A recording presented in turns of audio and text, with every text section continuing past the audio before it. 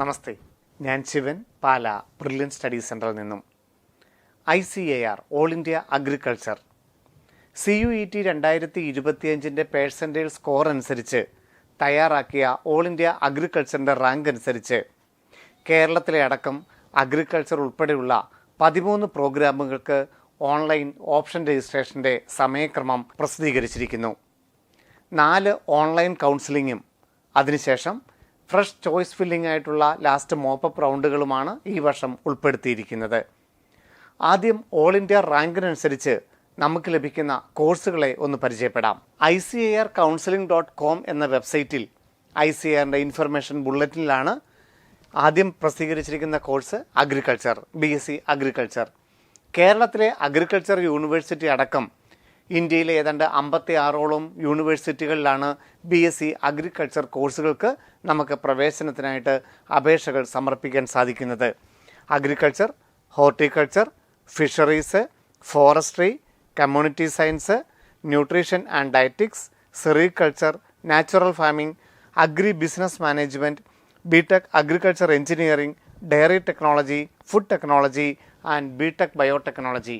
ഇങ്ങനെ 13 പ്രോഗ്രാമുകൾക്കാണ് ഈ all India അഗ്രികൾച്ചറിൻ്റെ rank വെച്ചിട്ട് പ്രവേശനത്തിനായി ഓൺലൈൻ ഓപ്ഷൻ രജിസ്ട്രേഷനുള്ള അവസരം. ICARcounseling.com എന്ന വെബ്സൈറ്റിൽ ഇന്ന് 14-ാം തീയതി ഉച്ചയോടുകൂടി തന്നെ സീറ്റ് മെട്രിക്സ് ഈ വർഷത്തെ കോഴ്സുകളെക്കുറിച്ചും അതിൻ്റെ ഓരോ യൂണിവേഴ്സിറ്റികളിലുമുള്ള സീറ്റുകളെക്കുറിച്ചുമുള്ള ഡീറ്റെയിൽഡ് ആയിട്ടുള്ള സീറ്റ് മെട്രിക്സ് പബ്ലിഷ് ചെയ്യും. അതോടൊപ്പം തന്നെ റാങ്ക് ലിസ്റ്റിൽ ഇടം പിടിച്ചിരിക്കുന്ന വിദ്യാർത്ഥികൾക്കെല്ലാം അവനവന് താല്പര്യമുള്ള ഓപ്ഷനുകൾ രജിസ്റ്റർ ചെയ്യാൻ അവസരം ലഭിക്കും. ഏറ്റവും വലിയ പ്രത്യേകത എന്ന് പറയുന്നത് ഇവിടെ 4 റൗണ്ട് ഓൺലൈൻ ഓപ്ഷൻ കൗൺസിലിങ്ങിന് വേണ്ടി ഒരൊറ്റ പ്രാവശ്യം മാത്രമാണ് ഓപ്ഷനുകൾ രജിസ്റ്റർ ചെയ്യാൻ സാധിക്കുന്നത്. ഈ 4 റൗണ്ടുകളിലും നമുക്ക് ഓട്ടോമാറ്റിക്കായിട്ട് നമ്മുടെ അടുത്ത ഓപ്ഷനിലേക്ക്, അടുത്ത ഹയർ ഓപ്ഷനിലേക്ക് നമ്മുടെ അലോട്ട്മെൻറ്റ് മാറ്റപ്പെടും. ഏതെങ്കിലും ഒരവസരത്തിൽ നമുക്കിത് നിർത്തുവാനോ ഫ്രീസ് ചെയ്യാനോ സ്ലൈഡ് ചെയ്യാനോ അങ്ങനെയുള്ള അവസരങ്ങൾ ലഭ്യമല്ല.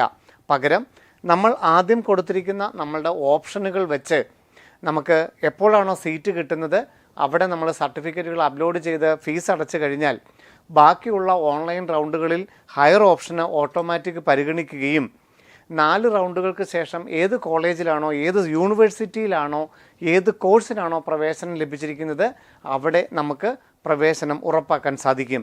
അതിനുശേഷം 5ാമത്തെ മോപ്പപ്പ് റൗണ്ടിൽ വേക്കൻസി ലിസ്റ്റ് വീണ്ടും പ്രസിദ്ധീകരിക്കുകയും വീണ്ടും അതിനനുസരിച്ച് നമുക്ക് ഏതെങ്കിലും യൂണിവേഴ്സിറ്റിയിലെ കോഴ്സുകൾക്ക് താല്പര്യമുണ്ടെങ്കിൽ പുതിയതായി ഓപ്ഷൻ രജിസ്റ്റർ ചെയ്യാൻ സാധിക്കും.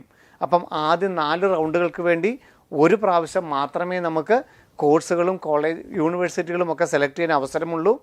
അതിനുശേഷം 5ാമത്തെ റൗണ്ടിൽ മാത്രമേ നമുക്ക് വീണ്ടും കോഴ്സുകൾ ആഡ് ചെയ്യാനായിട്ട് സാധിക്കുകയുള്ളൂ. ഈ ഓൺലൈൻ റൗണ്ടിന് ശേഷമാണ്, ഏതാണ്ട് നവംബർ 14 ശേഷമാണ് യൂണിവേഴ്സിറ്റികളിൽ നേരിട്ട് ചെന്ന് എല്ലാ സർട്ടിഫിക്കറ്റുകളും സമർപ്പിച്ച് അഡ്മിഷൻ നടപടികൾ പൂർത്തിയാക്കേണ്ടത്.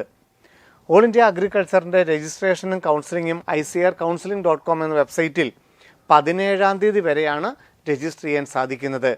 നമുക്ക് വേണ്ട മാക്സിമം ഓപ്ഷൻസ് 17-ാം തീയതി 10 മണി വരെ രജിസ്റ്റർ ചെയ്യാനായിട്ട് സാധിക്കും. അതിൻ്റെ സീറ്റ് മെട്രിക്സ്, അതിന് വേണ്ട ഡോക്യുമെൻറ്റ്സ് എല്ലാം അടയ്ക്കുക. അതുപോലെ 500 രൂപയോളം രജിസ്ട്രേഷൻ ഫീസ് ഉണ്ട്. അങ്ങനെ രജിസ്ട്രേഷൻ ഫീസ് അടച്ച് ചോയ്സ് ഫില്ല് ചെയ്യേണ്ടത് 17-ാം തീയതി രാത്രി 11 മണി വരെ. അതിനുശേഷം ഫസ്റ്റ് റൗണ്ടിൻ്റെ അലോട്ട്മെൻറ്റ് 21-ാം തീയതി പബ്ലിഷ് ചെയ്യുകയും നമുക്ക് ഒരു അലോട്ട്മെൻറ്റ് ലഭിച്ച വിദ്യാർത്ഥികൾ ഡോക്യുമെൻറ്റ്സ് അപ്ലോഡ് ചെയ്യുകയും ചെയ്യണം. ആ ഡോക്യുമെൻറ്റ്സ് വെരിഫിക്കേഷൻ യൂണിവേഴ്സിറ്റി ചെയ്യുകയും ഏതെങ്കിലും ഒരു ഡോക്യുമെൻറ്റ്സിൽ അപാകതയുണ്ടെങ്കിൽ അവ നമ്മളെ അറിയിക്കുകയും അത് റീസബ്മിറ്റ് ചെയ്യാൻ നമുക്ക് സമയം കിട്ടും.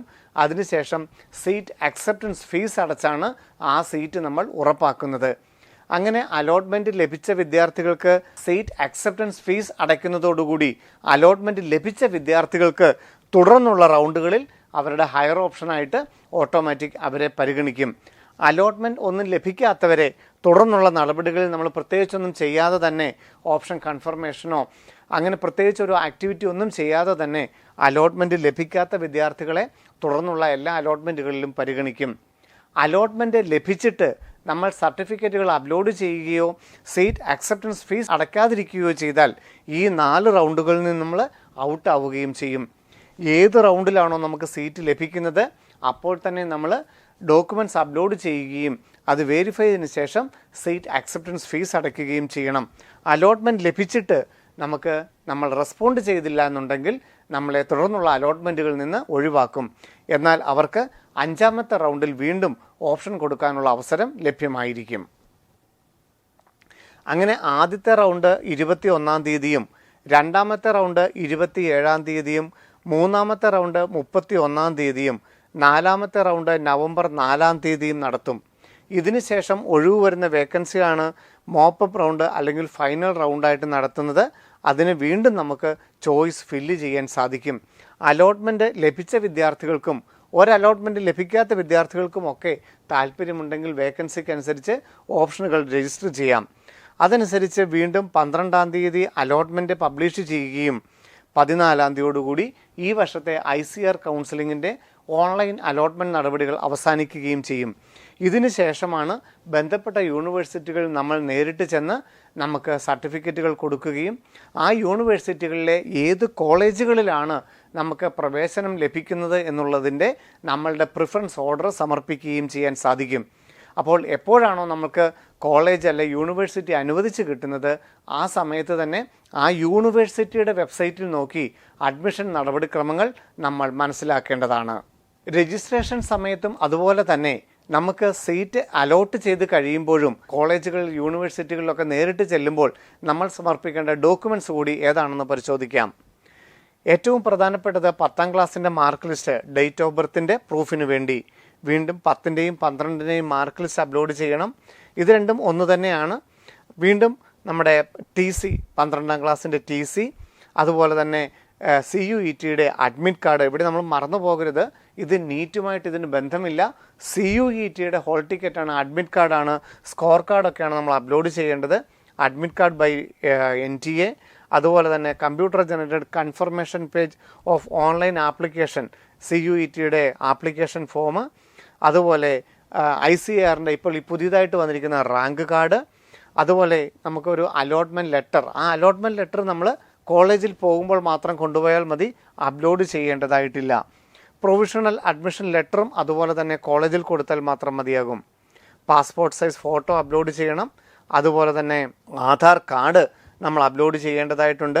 ഡൊമിസിൽ സർട്ടിഫിക്കറ്റ് അപ്ലോഡ് ചെയ്യേണ്ടതായിട്ടുണ്ട്. കോൺടാക്റ്റ് സർട്ടിഫിക്കറ്റ് അപ്ലോഡ് ചെയ്യേണ്ടതായിട്ടുണ്ട്. റിസർവേഷനുള്ള വ്യക്തികളാണെന്നുണ്ടെങ്കിൽ അവരുടെ റിസർവേഷൻ സർട്ടിഫിക്കറ്റുകൾ അപ്ലോഡ് ചെയ്യണം. അതുപോലെ തന്നെ PWD വിഭാഗമാണെങ്കിൽ അവരുടെ ഡിസബിലിറ്റി സർട്ടിഫിക്കറ്റും അപ്ലോഡ് ചെയ്യേണ്ടതായിട്ടുണ്ട്.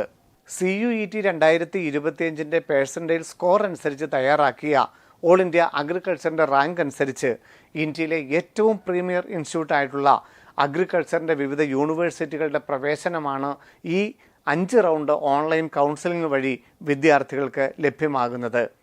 അഗ്രികൾച്ചറിനും അനുബന്ധ കോഴ്സുകൾക്കും ഇന്ന് സമൂഹത്തിലുള്ള സാധ്യതകൾ, നാം ഏതൊക്കെ രീതിയിൽ നമ്മൾ വളർന്നു കഴിഞ്ഞാലും, ലോകം ഏതൊക്കെ രീതിയിൽ മാറ്റപ്പെട്ട് കഴിഞ്ഞാലും അഗ്രികൾച്ചറിനും അതിൻ്റെ അനുബന്ധ മേഖലയ്ക്കുമുള്ള പ്രാധാന്യം, അതിൻ്റെ റിസർച്ച് മേഖലയ്ക്കുള്ള പ്രാധാന്യം നാം എടുത്തു പറയേണ്ടത് തന്നെയാണല്ലോ. അതുകൊണ്ട് ഏതൊരു വിദ്യാർത്ഥിക്കും ധൈര്യസമേതം കടന്നു ചെല്ലാൻ സാധിക്കുന്നതാണ് അഗ്രികൾച്ചർ യൂണിവേഴ്സിറ്റികൾ. ഇന്ത്യയിലുള്ള അഗ്രികൾച്ചർ യൂണിവേഴ്സിറ്റികളിൽ ഏറ്റവും ടോപ്പായിട്ട് നിൽക്കുന്ന യൂണിവേഴ്സിറ്റികളെയൊക്കെ നിങ്ങൾക്ക് കഴിഞ്ഞ 2024ൻ്റെ ലാസ്റ്റ് റാങ്കിലൂടെ തിരഞ്ഞെടുക്കാൻ സാധിക്കും. അതുപോലെ തന്നെ കോഴ്സുകളെക്കുറിച്ചും ഒക്കെയുള്ള ബ്രില്ലിൻ്റെ യൂട്യൂബ് വീഡിയോകളുമൊക്കെ നിങ്ങൾ ശ്രദ്ധിച്ച് ഓപ്ഷനുകൾ തയ്യാറാക്കുക. ഓപ്ഷൻ കൊടുക്കാൻ ഒരവസരം മാത്രമേ ഉള്ളൂ എന്നുള്ളത് പ്രത്യേകം ശ്രദ്ധിക്കുക. അതുപോലെ തന്നെ ഓപ്ഷൻ കൊടുക്കുമ്പോൾ പ്രിഫറൻസ് ഓർഡറിന് വലിയ പ്രാധാന്യമുണ്ടെന്നുള്ളത് മനസ്സിലാക്കുക. ഒരിക്കൽ പ്രിഫറൻസ് ഓർഡർ കൊടുത്തു കഴിഞ്ഞാൽ അത് മാറ്റുവാനോ ഹയർ ഓപ്ഷനിലോട്ട് പോകുന്നത് തടയുവാനോ നമുക്കാവില്ല. ഓട്ടോമാറ്റിക്കായിട്ട് നമ്മൾ ഹയർ ഓപ്ഷനുകൾ പരിഗണിക്കുകയും 4ാമത്തെ റൗണ്ടിന് ശേഷം മാത്രമേ നമുക്ക് പിന്നീട് ഓപ്ഷനുകൾ പുനർക്രമീകരിക്കാനോ ആഡ് ചെയ്യാനോ ഒക്കെയുള്ള അവസരം ഉണ്ടാവുകയുള്ളൂ. അലോട്ട്മെൻറ്റ് സംബന്ധിച്ച മറ്റു വാർത്തകളുമായി വീണ്ടും കാണാം. നന്ദി, നമസ്കാരം. Brilliant Study Center, India's #1 coaching center for NEET and JEE.